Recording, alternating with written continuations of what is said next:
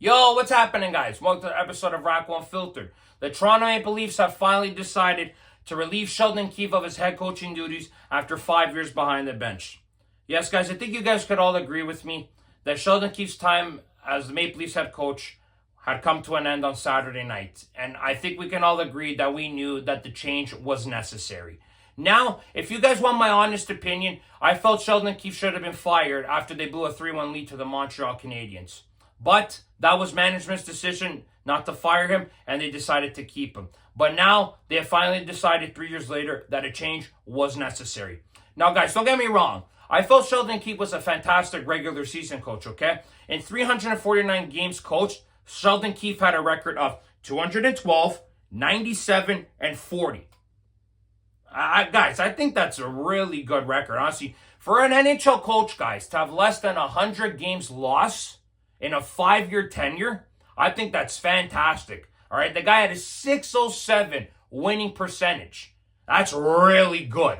But we all know that it doesn't matter in the regular season. We know when it matters most, in the playoffs. And Sheldon Keefe, unfortunately, he did not perform. Okay, Sheldon Keefe had a record of 16-21, and the man and his team had unfortunately been eliminated 4 times in 5 years in the first round. Unfortunately, Sheldon Keefe has one of the worst winning percentages in NHL history.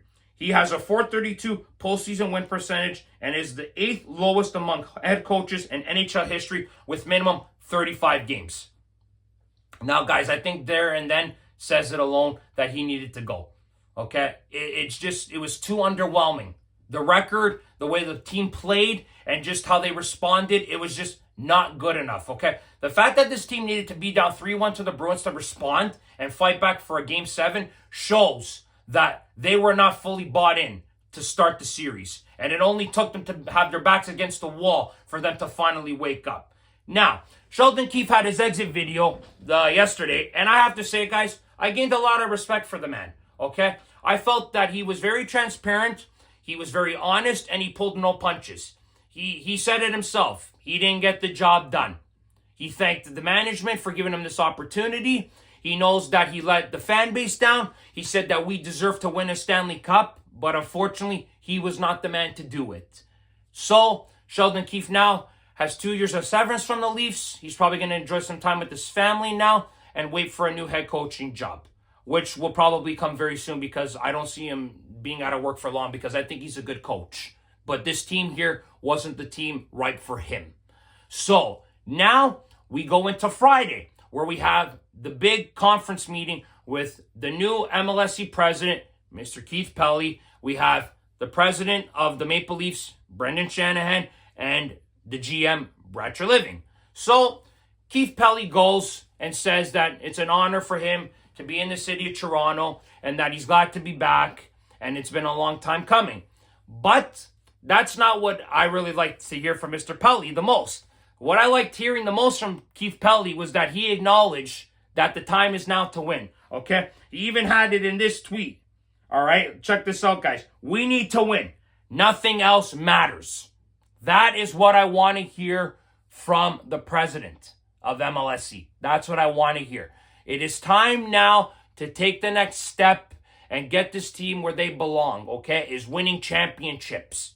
All right? Keith Pelly has acknowledged that, and he knows.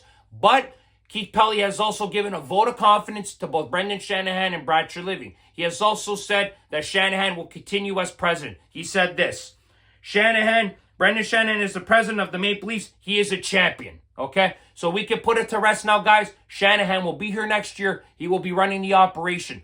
The only way, guys, in my opinion, that I think Brendan Shanahan was able to keep his job, he was able to convince Keith Pelly and tell him, I'm going to blow this thing up, and I'm going to make trades, and I'm going to build this team properly and get rid of a big contract like Marner or Tavares. Now, if he's able to do that, they can build this team properly, and maybe we can start talking about this team being an actual contender to compete for a cup, right? So Keith Pelly goes. He acknowledges that this team needs to win now, and they have that good isn't good enough. I love that quote that he mentions. Good isn't good enough.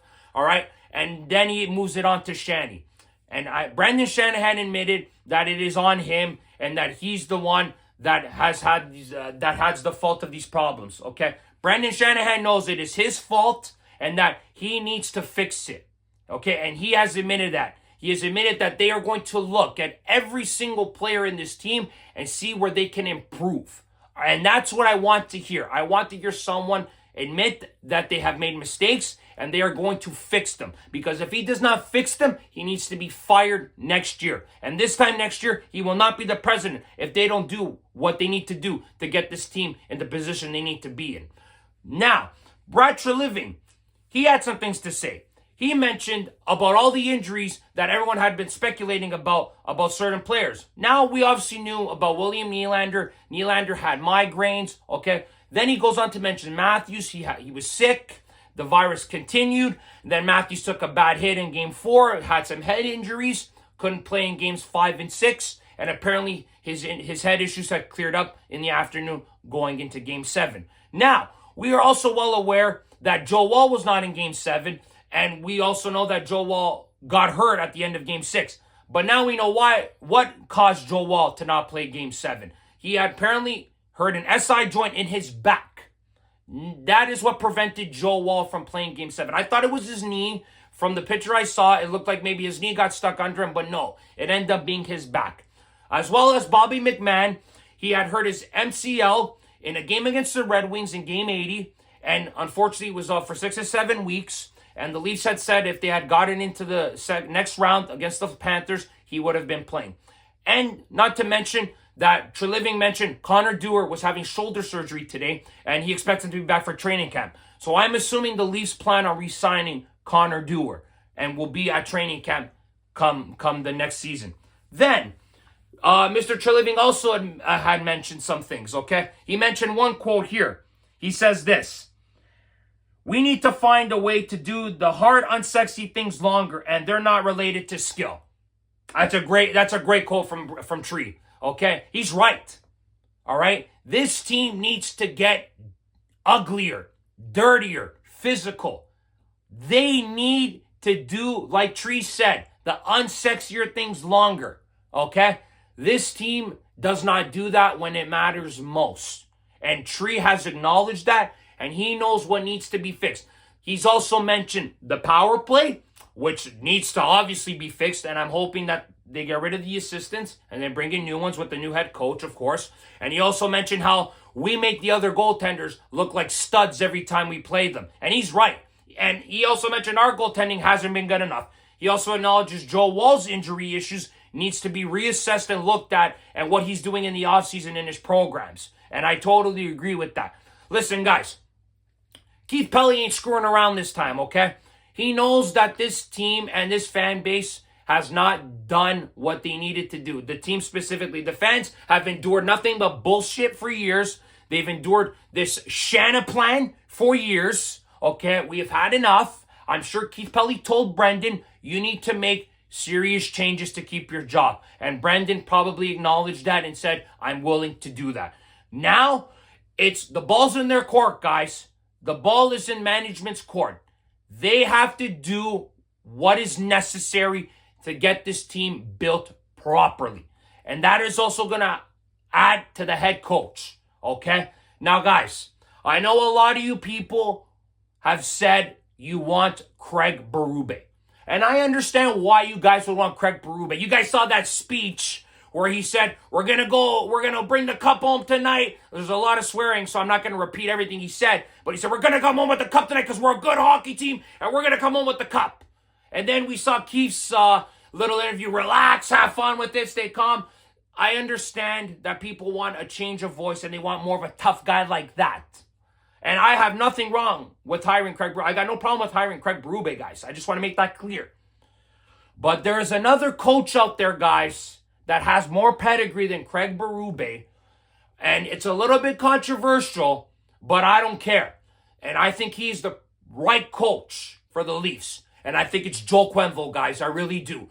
Joel Quenneville is a 3-time Stanley Cup champion with the Blackhawks. He was an assistant coach with Colorado. He has pedigree. He's one of the all-time winningest coaches. He has one of the best winning percentages ever. All right?